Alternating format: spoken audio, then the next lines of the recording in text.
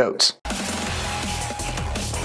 What's going on, everybody? Welcome back to the breakdown of the Draco constellation, where we're talking about all the stars inside of the Draco constellation. In today's video, we're going to be talking about Altius, the forgotten powerhouse of the Draco constellation. So as I said previously in the other videos of the Draco constellation, there are really three main influencing stars of the Draco constellation. That being Thuban, the North Star position. Then there would be Etemen, the left eye of the Draco constellation. Now most people would assume Rastaban would be the third star I'm talking about. However, it's not. It's this one, Altius, the forgotten powerhouse of the Draco constellation. So you guys know the drill. We're talking about the stars, placement, its orb, its natures, its influences, its fortune, and giving you the general understanding of what it means to have this placed in your chart. So let's hop into it and actually tell you guys where you can find this star and see if you have it placed in your chart. So Altius can be found in 51 degrees of Sagittarius with an orb of 140. Now, Altius is often referred to as the goat and has also gone by numerous names in the past before it was settled on Altius in 2016. So it is categorized as Delta Draconis. However, previously in the past, Altius was a name shared with three other stars, Pi Draconis, Rho Draconis, and Epsilon Draconis. However, in 2016, the names were recategorized and Altius finally had its name settled upon. Now, it has also gone by Aldib in the past. Also, Notice too. Notice is a reference to the coils in the Draco constellation. However, depending on how you want to view it, having coils, not having coils, or whatever way, its influence remains the same. So without any further ado, let's actually hop in and talk about its influences. What's going on, everybody? Welcome back to Moon Days with Michael. I'm your host, the Royal Triangle Michael, and I am cutting out the esoteric middleman and giving you the tools you need to connect yourself right to the source. So, we already know where we can find this star, so let's hop into its influences and its natures. Let's talk about its natures first. Altius has the natures of Saturn and Mars, but also Mercury, and this goes into the physical placement of Altius. Its physical placement being the throat of the dragon. So, why do I call this the forgotten powerhouse? So with it being the throat, and if you notice anything about the way that the Draco constellation is formed with the head, the shape of the head of the dragon and the shape that connects to Altius forms like a diamond kind of scepter-like shape. And this is because it is the base for you actually being able to consciously experience what you want. What the hell am I talking about? Well, if you notice that the head of the dragon has two very prominent stars, Rastaban the right eye and Etemen the left eye, Etemen being the brightest star in the Draco constellation. Both of these stars have a way of trying to consciously experience what they want,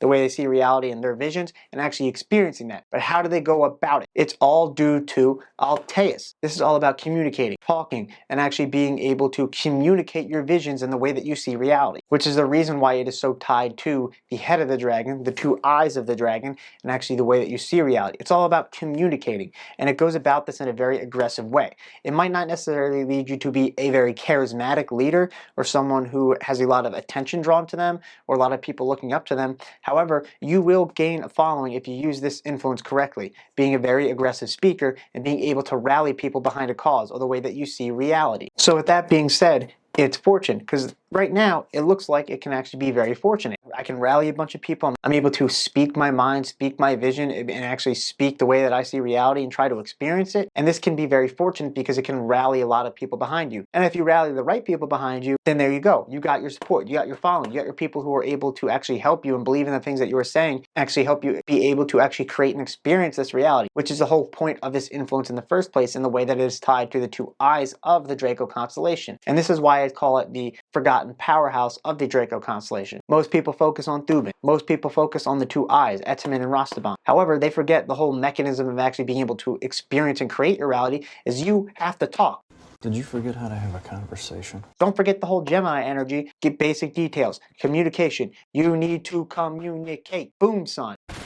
And so when it actually comes down to understanding the stars in the Draco constellation, even though Thuban and Etemen are really prominent, I would place Altius at the top of the list for which stars are actually most important in the Draco constellation. And not to mention, this can be one of the most fortunate stars in the Draco constellation itself, with it being able to rally people and actually communicate your vision, communicate your passions, communicate the way that you see reality, and actually get things done, and actually express those ideas and visions into the world. Of course, this is going to be more important than just being able to see it, just being able to even have a lot of attention like Thuban does. And no wonder why this star is often called the goat. The whole thing is, if you actually look at the goat and what it represents, the Capricorn energy right there, you can't see it, but I got another tapestry over there. I'll flash an image right there. Bam!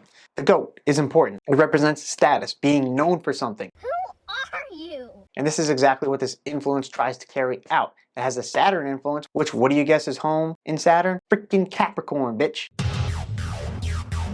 So let's recap. Altais, the forgotten powerhouse of the Draco constellation, can be found in 1551 degrees of Sagittarius with an orb of 140. It has the natures of Saturn, Mars, and Mercury, communicating your passions as well as the way that you see reality, and it is the powerhouse that actually connects the Draco constellation and is the basis for Etemin and Rastaman to actually do their thing. Not to mention that this star is the most fortunate star in the Draco constellation just due to the people that it can attract and the way that you can rally people behind your cause. Even though you might be aggressive, you might not be the most charismatic speaker, however, people are going to feel what you have to say. And that is the first step into actually getting people to realize the things and mission that you're trying to actually create and experience. So, with that being said, you guys know the drill. Like, comment, subscribe. Let us know in the comments down below what you guys want us to talk about next. The next time we're going to be talking about the Draco constellation, we're going to be talking about, I don't know, I haven't really figured it out yet, but it'll be 1 star in the Draco constellation given the nature of the series. But yeah,